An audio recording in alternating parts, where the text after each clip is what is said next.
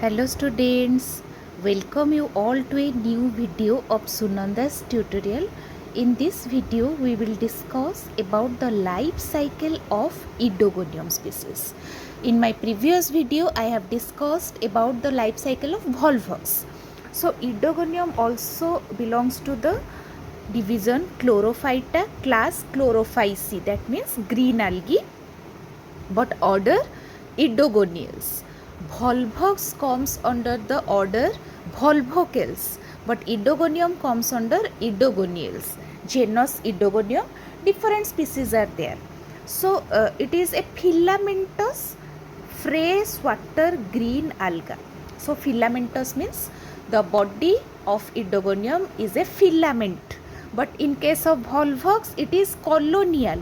The body of Volvox is called cenobium, many cells present in a single colony, but in case of Oedogonium it is filamentous, characterized by haplontic life cycle. That means most of the phases of the life cycle are haploid in nature. The main plant body is haploid and only diploid stage is the zygote, which is diploid in nature. It reproduces sexually as well as asexually. Asexually mostly by zoospores, and advanced oogamous sexual reproduction also occur in Oedogonium. So what are the key morphological features of Oedogonium? At first it is filamentous green algae, unbranched. The body consists of unbranched chains of cylindrical green cells like this. So many cells in a chain form a single filament. Its features is unique thick 3-layered cell wall. So Oedogonium have 3-layered cell wall consist of cellulose, pectose and chitin.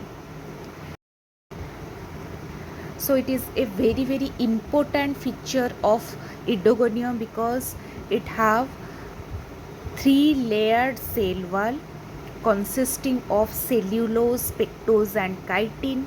Along with that it have a reticulate chloroplast, distinct apical cap indicating cell division. It attaches to substratum via a specialized basal cell called holdfast. So it is the structure of Oedogonium, single filament of Oedogonium, and it is a single cell of Oedogonium.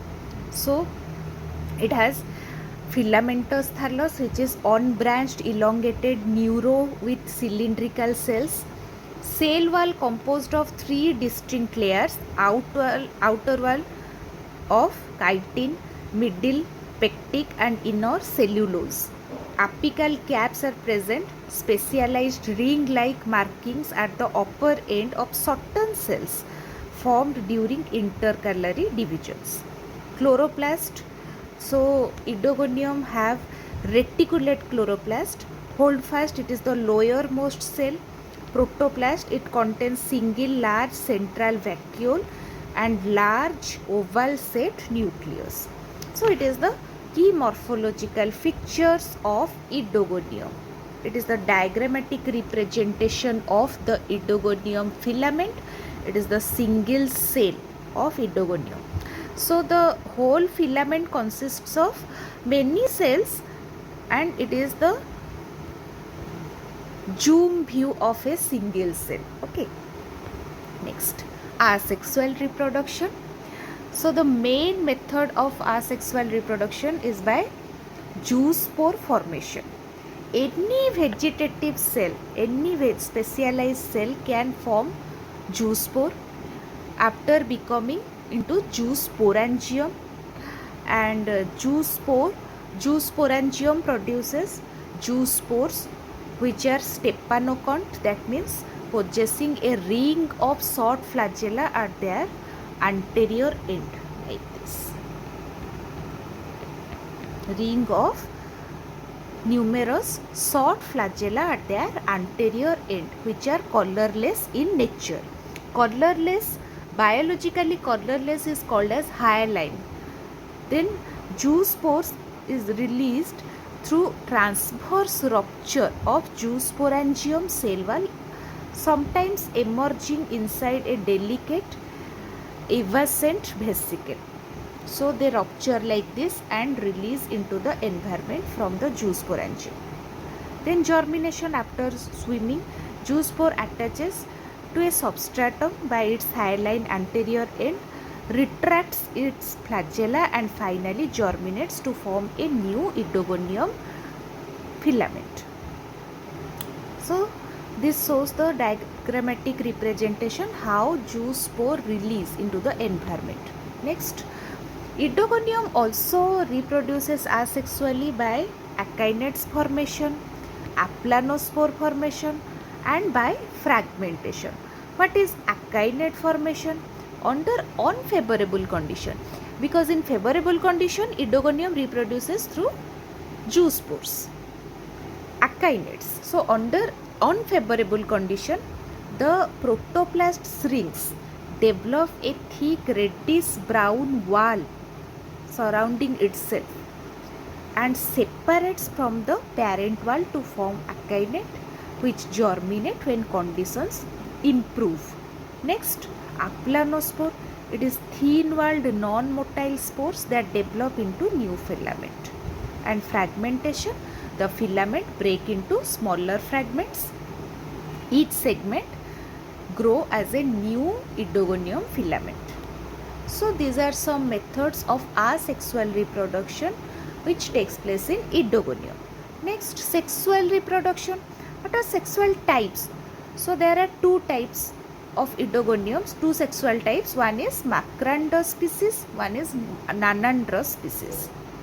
In case of Macrandrous species, antheridia, antheridia are formed on filaments of same size.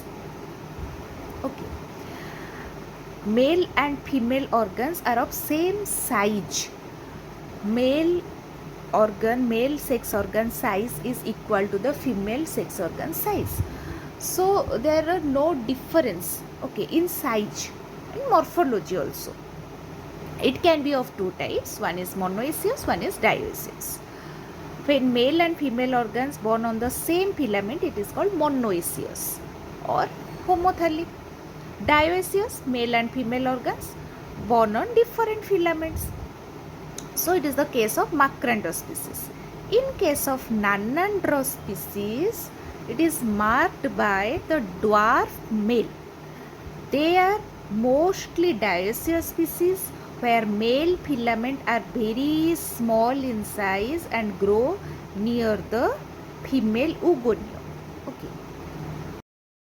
Sexual types observed in Oedogonium. One is Macrandrous species, one is Nanandrous species. They show two different modes of sexual reproduction.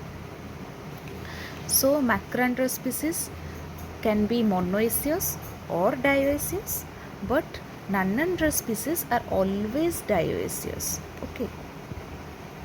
Macrandrous type where the antheridia or male sex organ develop on filament of normal vegetative size. But in case of Nanandrous species, the plants show distinct sexual dimorphism. You can easily mark the male and female filament. Antheridia are produced on a highly reduced structure called dwarf male or nanandrium. So Nanandrous species show structural difference. Then reproductive organ, obviously the male sex organ is called as antheridium and female sex organ is oogonium, produce large egg. Male organ antheridium producing sperms. Then fertilization, antherozoids are released and attracted chemotactically by the oogonium. What is chemotactically? Oogonium secretes some chemical which attracts the antherozoids which are produced by antheridium. Finally antherozoids enter inside the oogonium pore and one sperm finally fuse with the egg cell. Then zygote is formed, zygote otherwise called as oospore. Oospore generally which are reddish brown in color can survive in unfavorable condition. Upon returning of favorable condition, the zygote or oospore which is diploid in nature undergoes meiosis to form haploid zoospores. Those zoospores germinate into new filamentous plant upon returning of favorable condition and after attaching on a suitable substrate. So it is the diagrammatic representation of life cycle of Oedogonium. They show asexual reproduction by zoospore or by producing aplanospore or by akinets or by fragmentation. So sexual types, they have two sexual types, one is macrandrous species, one is nonandrous species.